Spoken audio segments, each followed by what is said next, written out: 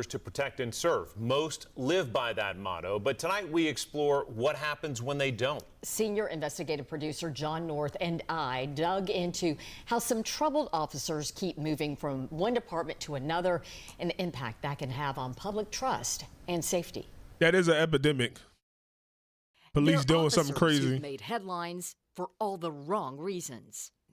In the case of Ray Faircloth, he is set to stand trial for the homicide of John Anthony Cox, whom he shot 4 times during a domestic disturbance call in Morgan County back in May.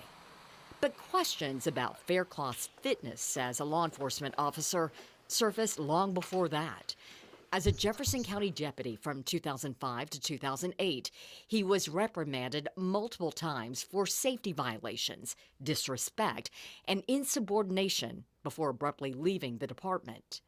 Then Sheriff David Davenport wrote in Faircloth's termination letter, "Ray, you are an intelligent young man, but I don't believe you belong in police work."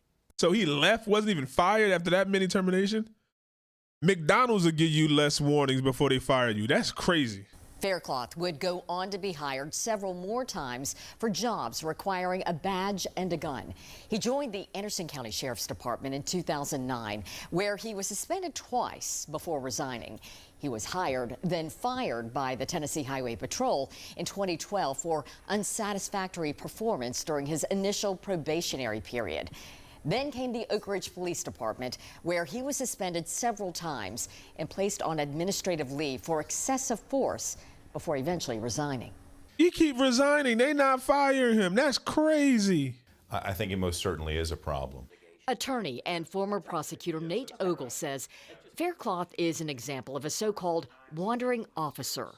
They're law enforcement job jumpers moving from agency to agency, often finding new jobs in smaller departments that often face 2 challenges: fewer applicants and a lack of resources to properly vet the pool of potential hires.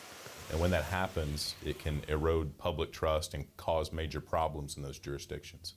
Case in point, former Tennessee Highway Patrol trooper Isaiah Lloyd. He was investigated for inappropriately touching a woman during a traffic stop in 2017. He quit before he could be fired and was suspended for 2 years by the Peace Officer Standards and Training Commission, which certifies officers. Lloyd was hired by the La Follette Police Department in 2023, but was placed on leave without pay and then resigned earlier this year following an alleged domestic dispute with his wife. He was hired in August by the Union County Sheriff's Department. Given his troubled history at THP, Attorney General for the 7th District, Dave Clark, took the rare and dramatic step of refusing to prosecute cases investigated by Officer Lloyd, citing concerns about his credibility. It's better to identify a problem employee before that problem becomes yours. So they didn't fire him. He just let them know, listen, if this officer get any case, we're not prosecuting it. That's crazy. David Moore with the UT Municipal Technical Advisory Service says Tennessee has no standardized hiring protocol for law enforcement officers. The Post Commission sets only basic requirements: age, citizenship, education, background check, training, and certification. He urges those who hire law enforcement officers to dig deeper into an officer's past. Number one, would that officer be eligible for rehire at your agency?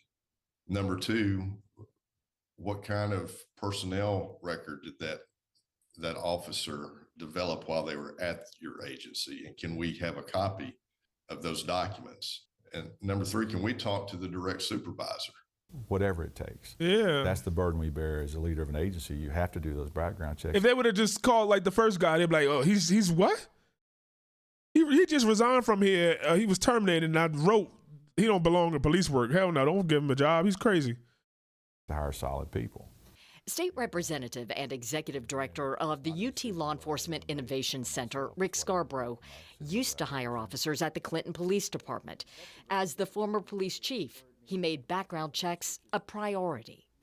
We'll check the references that they provide, and then you would take those as maybe as a starting point, and then you may go down the street and talk to individuals that work there. And if I'm checking with Robin and John about you know, that person's background. What do you think about them? Could you recommend 2 or 3 people I could go visit and talk to? Bad hires not only put the profession at risk, but also That's the public. crazy. They knew that I didn't shoot this guy, but they still carried it on. Consider the case of Tyrone Ferguson, wrongfully accused in a road rage case investigated by then Monroe County Detective Daniel Schneider. They're gonna say I look like him for some reason. Now that I see the last like 5 videos that had a black guy, like we got like sort of the same nose. They're like, oh, you look like him in the comment. Oh my God, I see it already. Before that, Schneider was fired from the Harriman Police Department after lying about a chase that killed someone. In another case, Ashton Lambert worked in law enforcement in North Carolina, where he struck and killed a pedestrian while responding to a call with his lights off. After a brief stint at the Knox County Sheriff's Office, he was hired as a deputy in Union County. So one officer lied about somebody hitting somebody. One officer hit somebody. They should be in jail. Captured his use of excessive force, tasing a woman. Lambert was fired thereafter. The only Fired. thing you have is your credibility. And when that credibility is gone, you're not a valuable police officer anymore. All 3 experts agree. Police agencies must do more to keep an officer with a troubled record from cycling through jobs. For Nate Ogle, that would ideally include a comprehensive paper trail that stays with an officer across their career. That's a problem. But I think there needs to be more thorough information available from the officer's past, perhaps some requirement of an actual full scope of their history in law enforcement, and that be provided to each and every agency. Yeah, that's not hard to do. Whom they apply. That way the agency is aware of what they're getting into when they hire this individual, and also prosecutors and defense attorneys would have access to that. If There could be like a folder, a yellow folder that all cops are required. Hey, you got your badge, you work for somebody, give me your yellow folder. And it should be numbered in pages. So then they can't take, wait, hold on, how come it's go 1, 2, 3, 4, 7, 8, where 5 and 6 at? Where that at? Where that background at? It's easy to do. Like they just don't want to do it. It's easy. it becomes important during the course of a case. But David Moore says right now, those personnel files aren't always easy to access because of liability concerns. Each law enforcement officer takes an oath to protect and serve. When they don't, Moore says their fellow officers and the public all pay the price.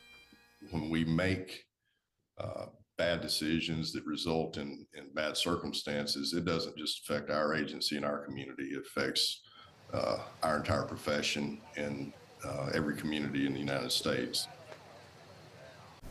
And Robin, explain the national efforts that we have seen to track officers and their job performance. That's right. In 2022, the Biden administration actually created a national law enforcement accountability database to focus on issues including hiring and training.